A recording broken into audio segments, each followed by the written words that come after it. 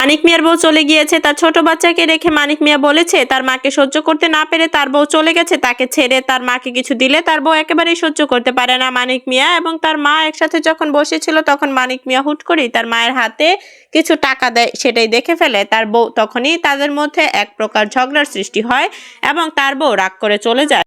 এবং পরবর্তীতে মানিক মিয়া লাইভের মাধ্যমে এসে জানায় যে তার বউ তার মাকে সহ্য করতে না পেরে চলে গেছে তার বাবার বাসায় তার ছোট্ট দুধের বাচ্চাটিকে রেখে। বাচ্চাটিকে একা সামলাতে পারছে না মানিক মিয়া, এবং মানিক মিয়া জানিয়েছে যে তার বাচ্চা ও মায়ের জন্য অতিরিক্ত কান্নায় ভেঙে পড়েছে। তবে মানিক মিয়ার বউ তখনও পর্যন্ত মুখ খোলেনি। হঠাৎ করে মানিক মিয়া লাইভে আসার পরের দিনই মানিক মিয়ার বউ চলে আসে এবং এসে তার শাশুড়িকে জিজ্ঞাসা করে কি কারণে তার ছেলে তার বিরুদ্ধে সোশ্যাল মিডিয়াতে এই ধরনের মন্তব্য করলো।